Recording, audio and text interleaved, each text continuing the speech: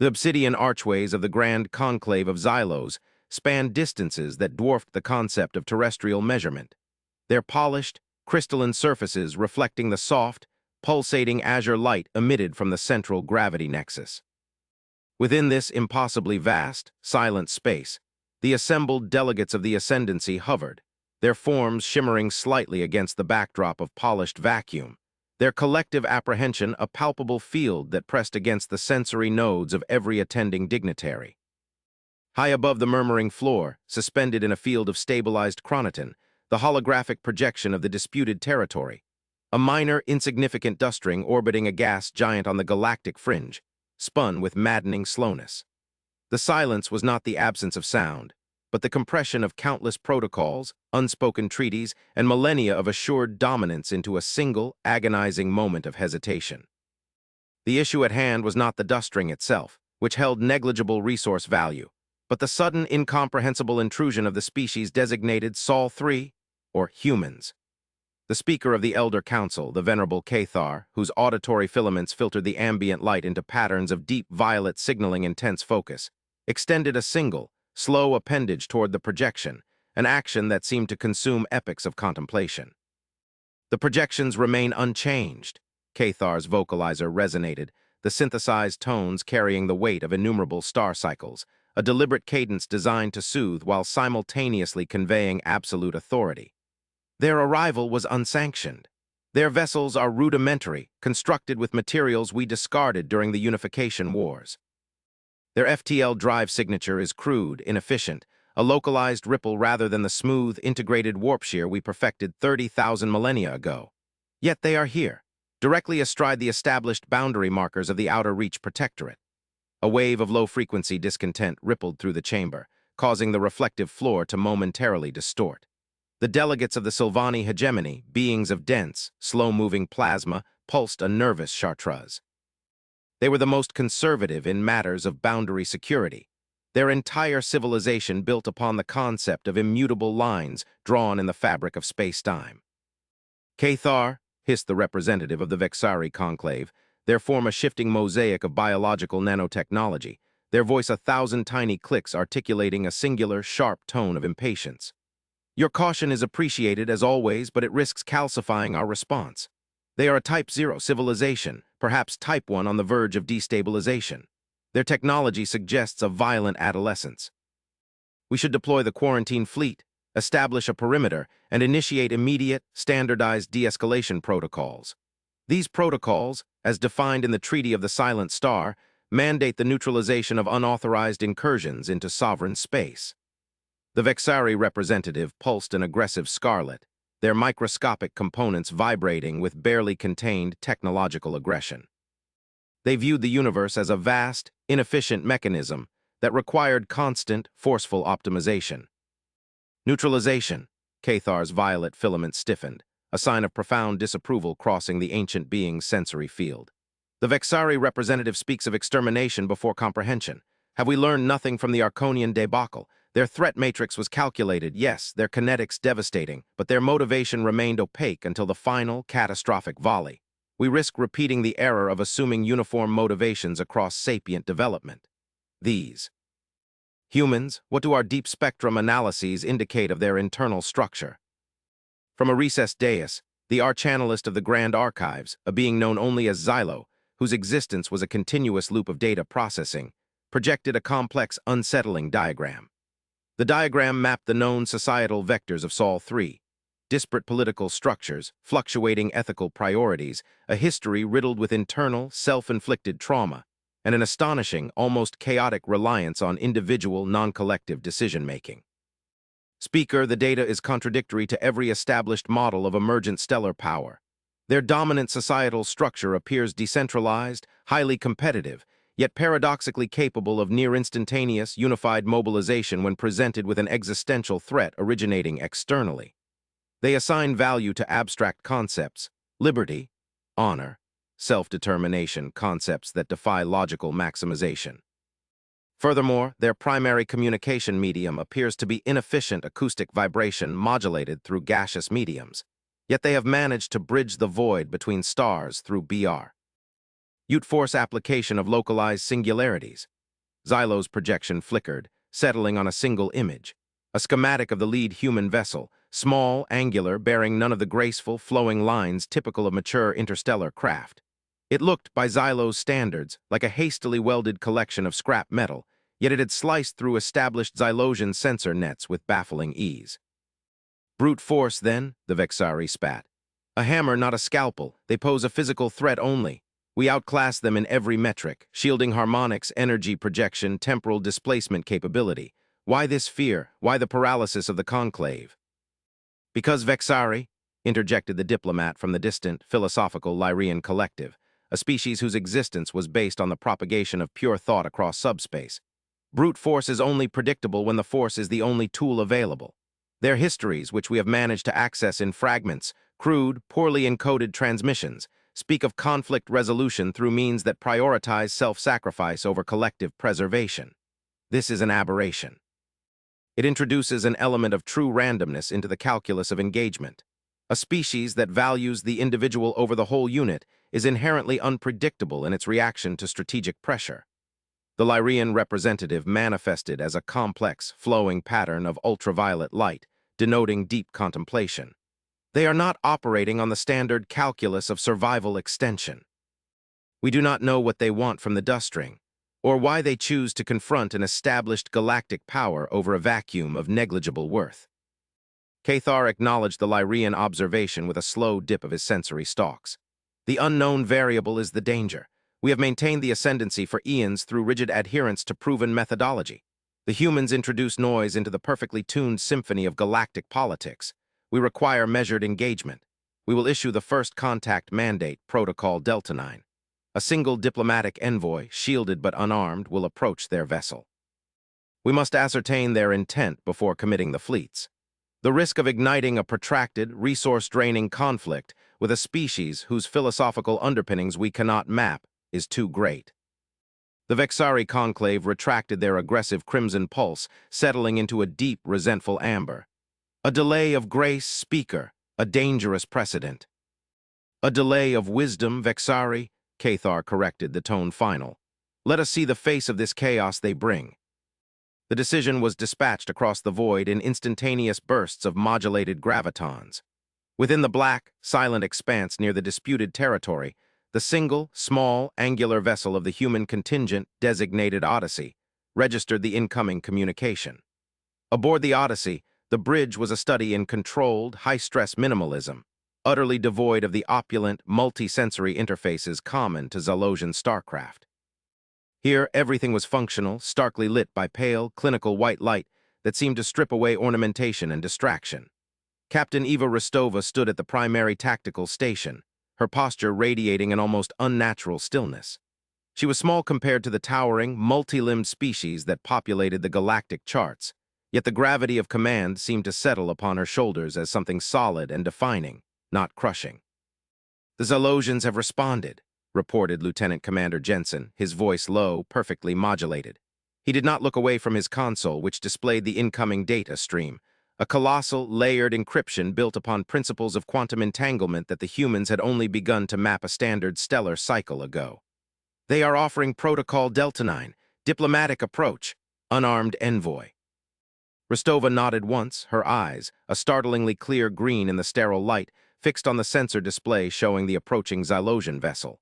It was a marvel of alien engineering, a ship that seemed to be grown rather than constructed, its hull shimmering with internalized energy fields, easily 50 times the mass of the Odyssey. "Standard assessment of their posture, Commander." "Aggressive caution, Captain. Their rhetoric is steeped in historical precedent referencing prior suppressions. The underlying message is clear. Know your place." Their analysis of our propulsion signature was accurate. They view our FTL as primitive but effective. They are intimidated by our very presence in this quadrant, viewing it as a breach of established, archaic dogma. Jensen paused, inputting rapid calculations. "They are assuming we operate under standard resource acquisition imperatives. They are preparing for a diplomatic exchange while maintaining a high-readiness deterrent posture, waiting for us to make the primitive, tactical error." Rostova allowed a breath to escape. A small, controlled expenditure of necessary gas. "They misread the map, Jensen. They see primitive technology, they see historical chaos, they see a young species reacting emotionally. They do not see the infrastructure supporting that chaos. They do not see the discipline required to forge a Type 1 civilization from a world that nearly destroyed itself every 2 centuries. Prepare the primary diplomatic suite. Ensign Davies, deploy the exterior visual emitters. I want them to see the Odyssey precisely as we present ourselves, functional, unadorned, and utterly deliberate. The deployment of the human contingent was an exercise in calculated vulnerability. While the Zalosian envoy, a graceful, 3-meter-tall construct of shimmering, self-repairing metal, a sentinel of their confidence, approached, the Odyssey made no attempt to cloak its energy signature or maneuver defensively. Instead, it executed a perfect, non-threatening gravitational lock relative to the gas giant, then pulsed a series of focused, low-power bursts of tailored light from its external emitters. These were not weapon signals. They were standardized, mathematically pure representations of universal constants, overlaid with complex, nested layers of linguistic primers that the humans had spent decades constructing based on intercepted, fragmented Zalosian broadcast residue. Inside the Grand Conclave, the apprehension shifted from fear of invasion to baffled scrutiny. Cathar watched the live feed, the Zalosian envoy a tiny, perfect mote advancing toward the brutalist angularity of the human craft. They are not communicating using standard interstellar protocol, Cathar noted, his voice laced with professional irritation. They are emitting mathematics, universal constants. This is akin to a child sketching on the floor of a Senate chamber, instead of presenting a formal petition. The Vexari representative, whose nanotechnology mimicked the texture of polished basalt in its agitation, clicked audibly.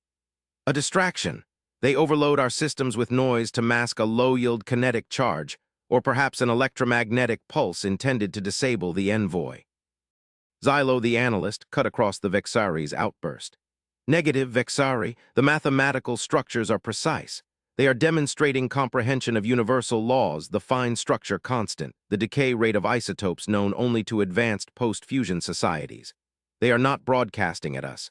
They are broadcasting to us, establishing a baseline of shared reality.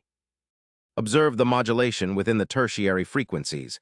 It correlates precisely with the established Lyrian philosophical axioms on nonlinearity. They are speaking our dialect, not of language, but of physics. A long, charged silence descended. If the humans possessed the cognitive capacity to not only reverse-engineer alien physics, but to also tailor their communication to reference the esoteric philosophical underpinnings of a deeply private collective like the Lyrians, all while piloting a seemingly antiquated vessel, then the initial assessment of primitive adolescent was catastrophically flawed. The Zalosian envoy reached the hull of the Odyssey. It did not attempt to breach the metal. Instead, it utilized a focused resonance field to gently interface with the human ship's exterior plating. A moment later, a pure, synthesized voice, devoid of accent or emotional variance, echoed through the conclave's interpretation matrix. It was the voice of Captain Rostova, speaking flawless, archival Zalosian. We acknowledge the designation Protocol Delta 9. We accept the terms of unarmed diplomatic exchange.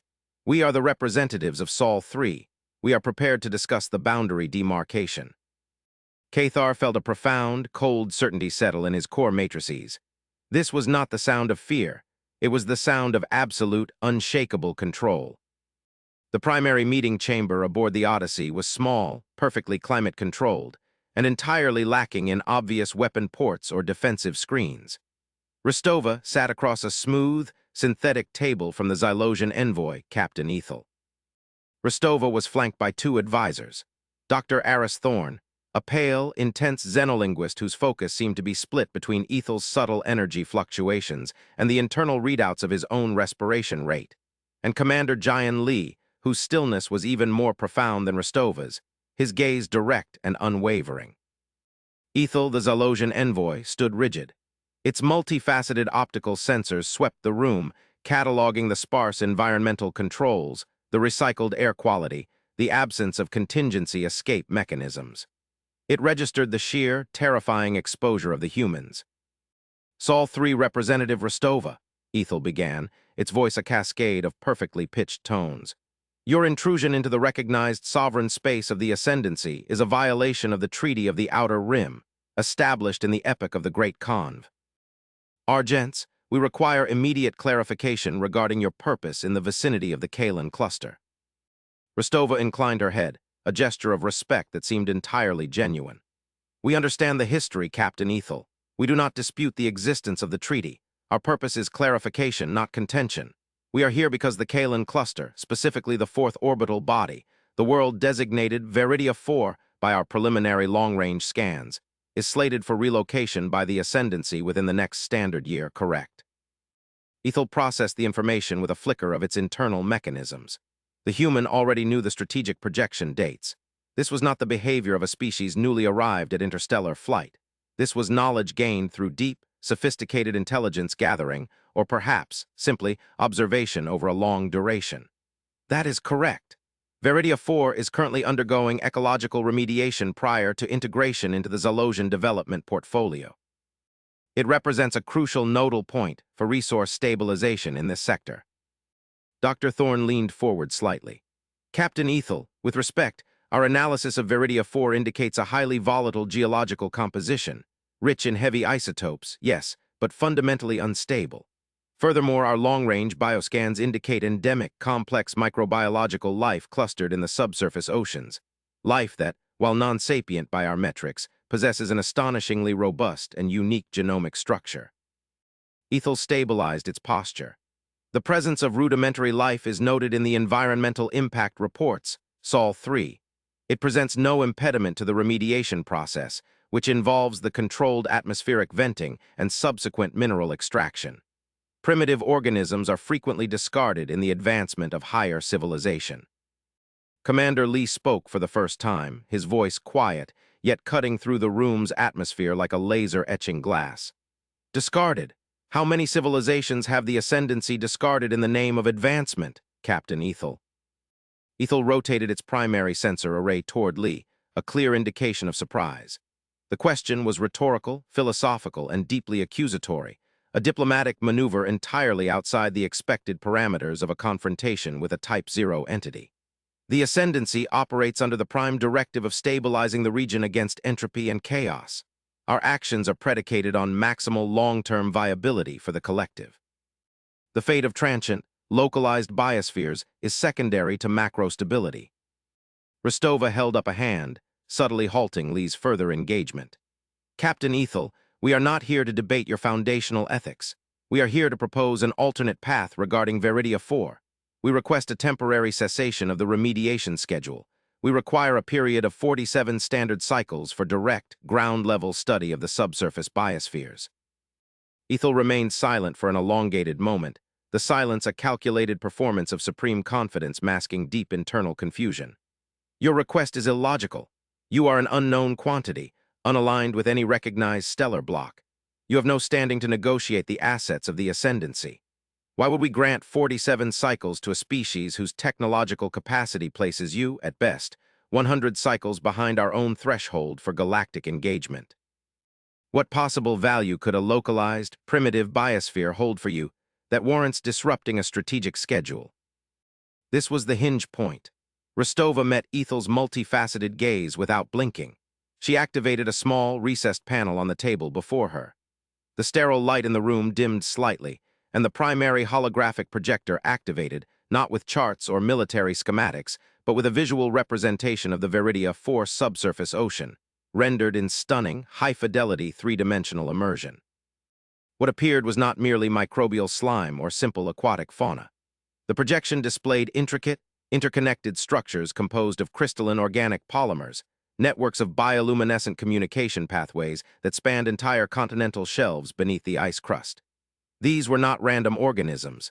They were a vast, slow-moving, interconnected macroorganism, functioning with the coordination of a single, highly distributed intelligence. Captain Ethel, Rostova stated, her voice gaining a subtle, profound resonance, we do not see rudimentary life. We see a distributed neural net operating on a geological timescale. Life that predates the formation of your current government by a factor we cannot yet quantify.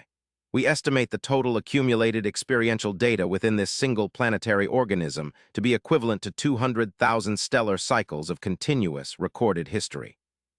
This is not a resource deposit waiting to be mined. It is a library. Ethel's sensory apparatus betrayed a violent, internal processing spike, a chaotic shimmer in its metal carapace. The Lyrian collective, monitoring the exchange from the conclave, registered the sudden, sharp spike in Ethel's localized energy field, a pure expression of cognitive dissonance. Impossible, Ethel finally managed, the synthesis slightly strained. Such complexity cannot evolve without a recognizable, centralized drive for expansion or defense. Where is the energy signature indicative of centralized processing? Where are the tools, the architecture? Thorne interjected smoothly, stepping into the silence created by Ethel's shock. Captain, you are looking for a mind that builds cities. This mind builds itself. Its technology is biological inevitability, not mechanical application. Its language is the slow, deliberate alteration of its own deep geology. We did not detect it using standard ascendancy surveillance protocols because your protocols are designed to detect action, warping, mining, construction. This entity is simply being. It has achieved a state of perfect, passive, self-sustaining equilibrium. Rostova pressed the final point with chilling calm. We are not seeking to acquire Veridia 4, Captain. We are not seeking to colonize it, nor integrate it into any political structure. We are offering protection. If the Ascendancy initiates the venting procedure, you will destroy not merely life, but potentially the oldest, most stable repository of universal observation available to any sentient entity in this local spiral arm.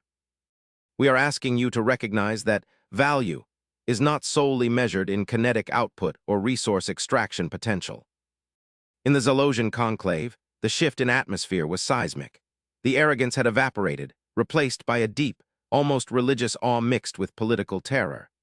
Xylo projected the latest data stream from Ethel's internal sensors, the raw, unedited biological and geological data pouring off Veridia 4, confirming the structure of the distributed consciousness. It is true, Xylo announced to the conclave, its voice trembling with analytical excitement. The complexity dwarfs the entire recorded history of the Ascendancy.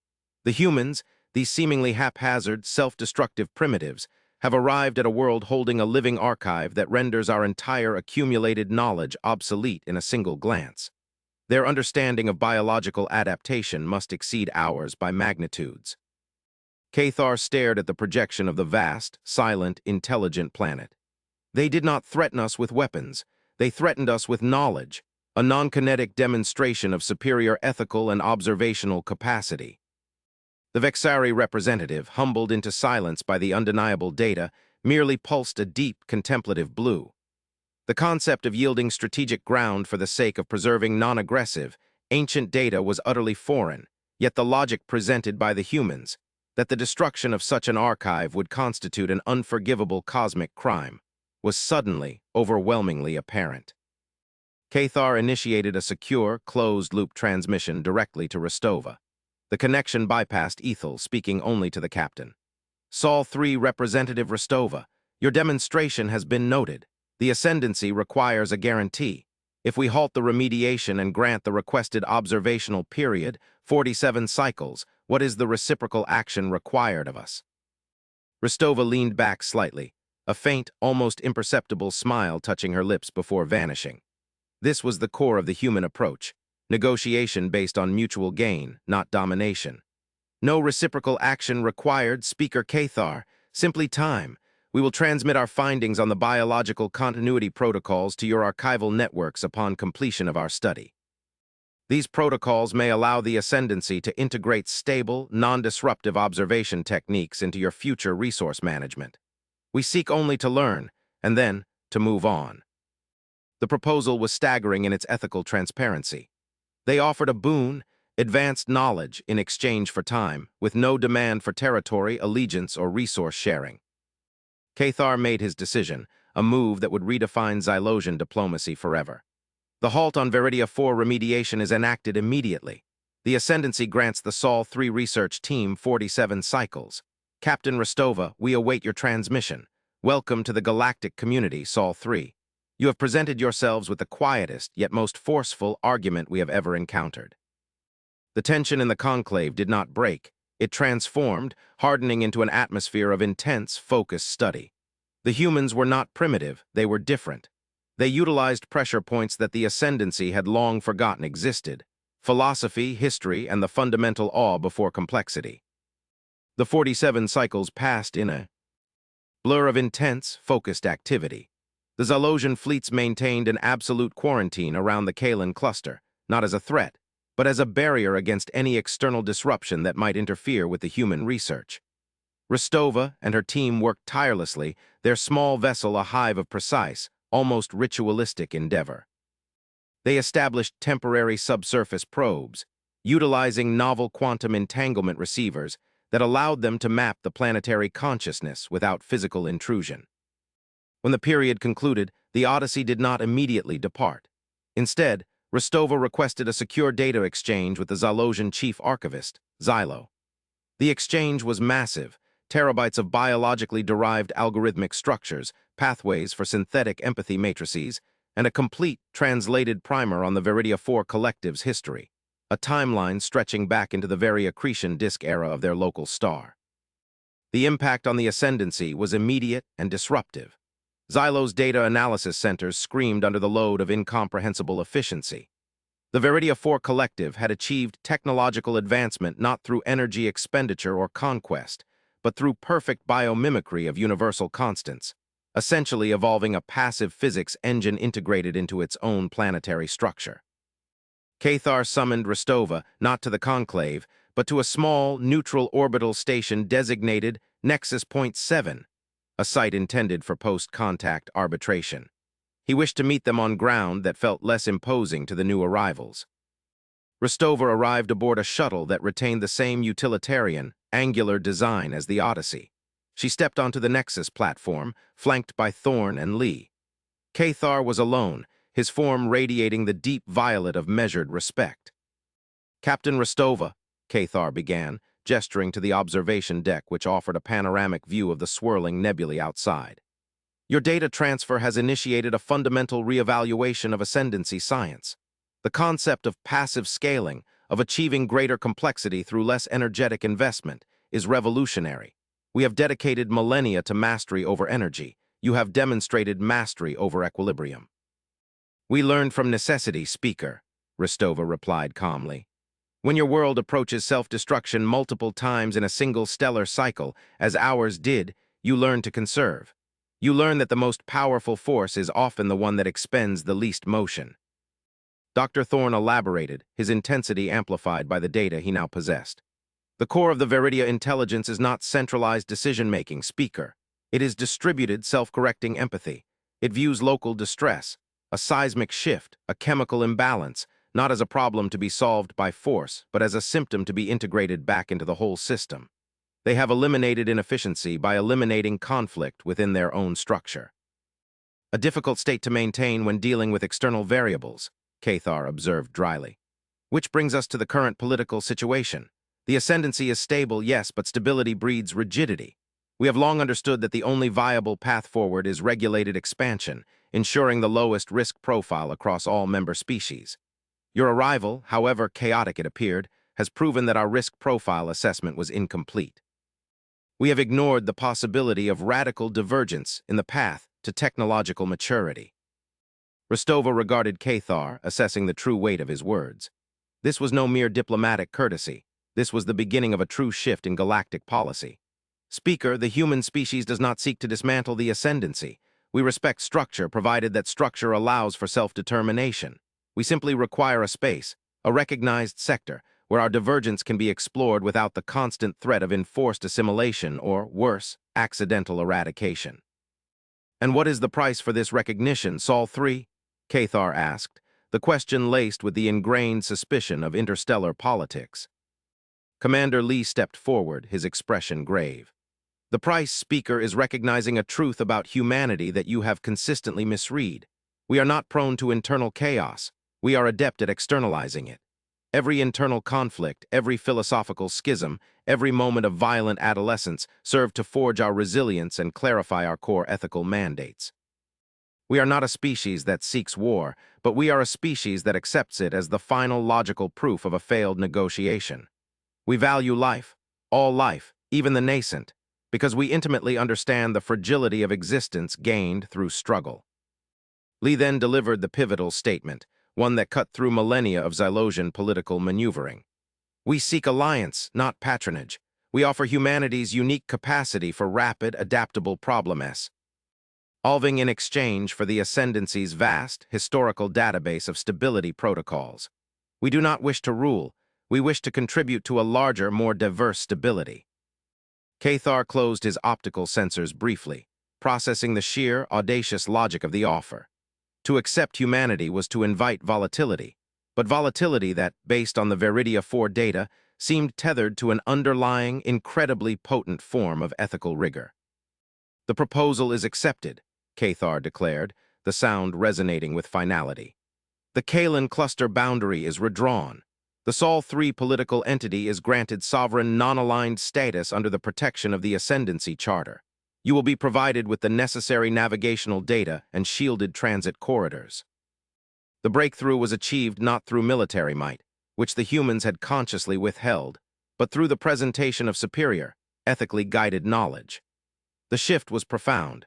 The Ascendancy, convinced of its own inherent superiority, had been forced to recognize a species whose technological maturity was less about engine output and more about philosophical depth. The integration of Sol 3 into the broader galactic dialogue was slow, meticulous, and often painful. Human envoys, clad in their practical, segmented uniforms, moved through the glittering, multi-species halls of the Zalosian capital, their presence a sharp contrast to the flowing, ethereal forms of the Lyrians or the crystalline geometries of the Sylvani. They spoke with precise, measured language, refusing hyperbole, demanding evidence for every assertion, and consistently returning diplomatic negotiations to the bedrock of demonstrable, verifiable ethics. The Vexari conclave remained the most resistant bloc. Their nanotechnology specialized in rapid replication and hostile optimization, and they viewed human concepts like mercy or non-interference as systemic design flaws. Their proposal regarding the mining rights on Kepler 186f is unacceptable, the Vexari delegate projected during a joint sector review meeting held 3 stellar cycles after the Veridia 4 incident. They suggest leaving the planetary crust undisturbed, citing potential symbiotic relationships with the deep geothermal vents. This is sentimental weakness, not strategic planning. We require the heavy metals. Rostova, now serving as the primary diplomatic liaison for Sol 3, stood before the assembled council. She did not raise her voice, but the clarity of her address silenced the room. Vexari delegate, we have shared data confirming that the geothermal vents of Kepler 186f are not merely geological features. They are the primary mechanism by which the planet regulates its axial tilt. Disrupting that system, even partially, introduces a catastrophic probability vector into the entire local orbital pattern. Your demand for heavy metals today guarantees planetary system collapse within 3 centuries. Is the short-term acquisition of metals worth the guaranteed long-term annihilation of a stable system? The Vexari delegate cycled through a rapid sequence of aggressive colors: yellow, orange, deep red. Your calculations are based on extrapolation from a single, unique biological system, Veridia 4. You cannot extrapolate the behavior of abiotic geological systems from organic observation. We can, Commander Lee stated from the side, his gaze locked onto the Vexari nexus point. Because we understand entropy. We understand the difference between a machine that can be repaired and a system that, once broken, becomes part of the universal decay. You see metal to be extracted. We see the structural integrity of a cosmos that we are only beginning to map. We have learned that every component matters, Vexari.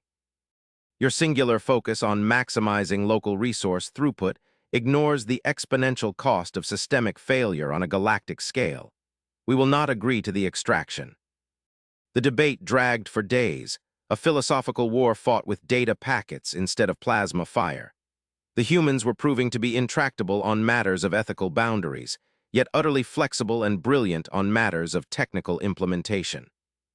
They offered advanced fusion containment methodologies that stabilized several existing ascendancy energy relays, and proposed bioremediation techniques for the lingering radiation scars of ancient conflicts.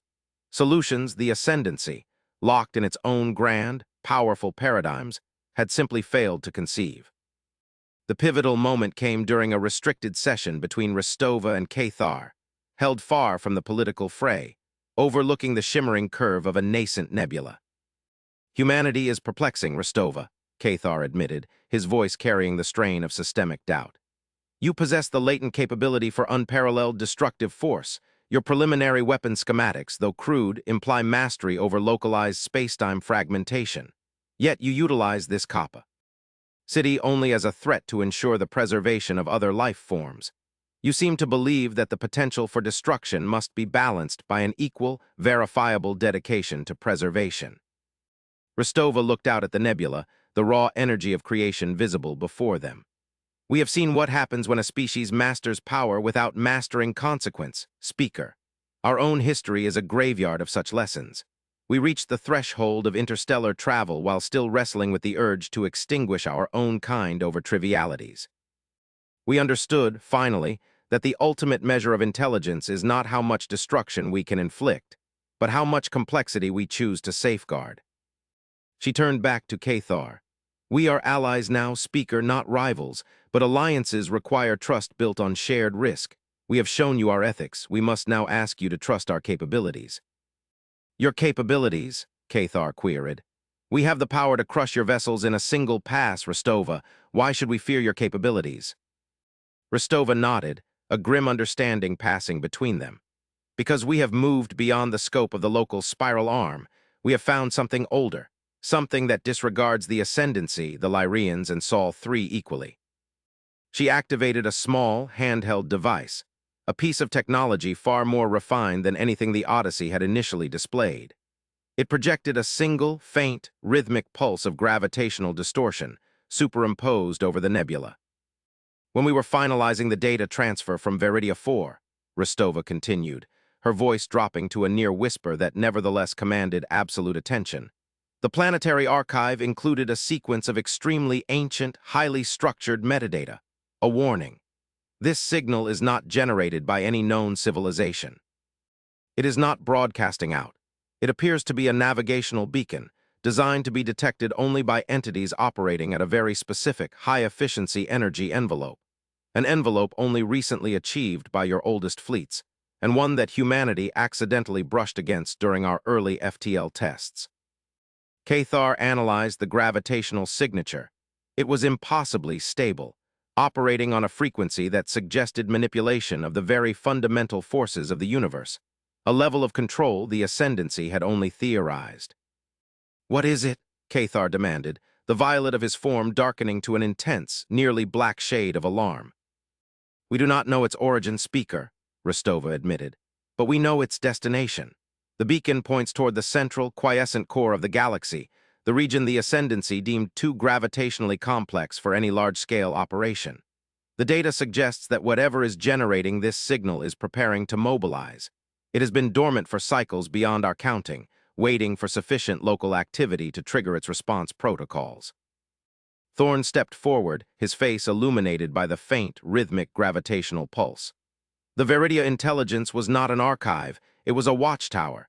Its entire evolutionary trajectory was focused on detecting and warning against this specific ancient signal, and the signal is now intensifying. It is waking up.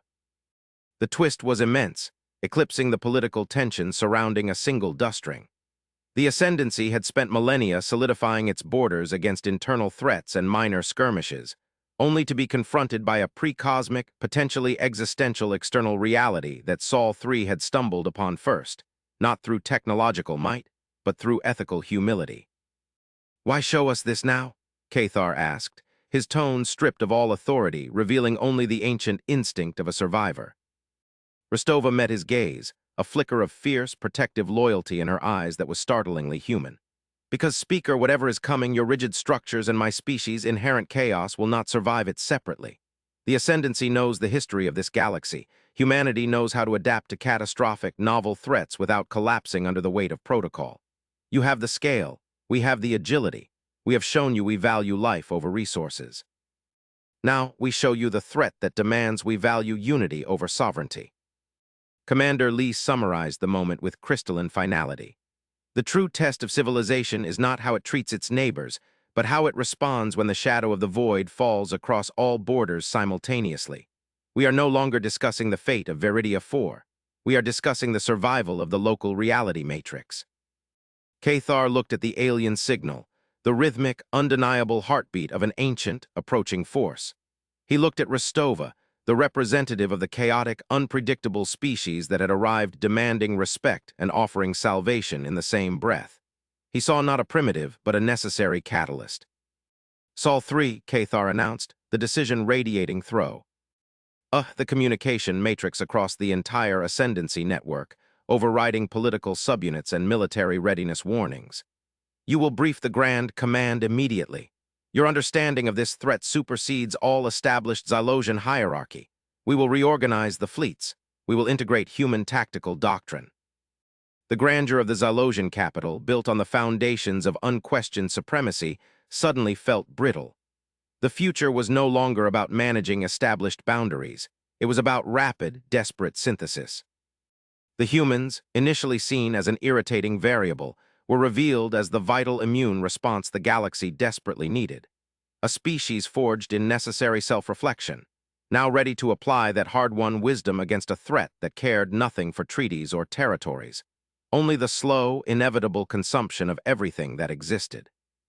The long silence that followed was not one of uncertainty, but of profound, terrifying purpose, unified under the shadow of a deeper, colder darkness stirring at the heart of creation.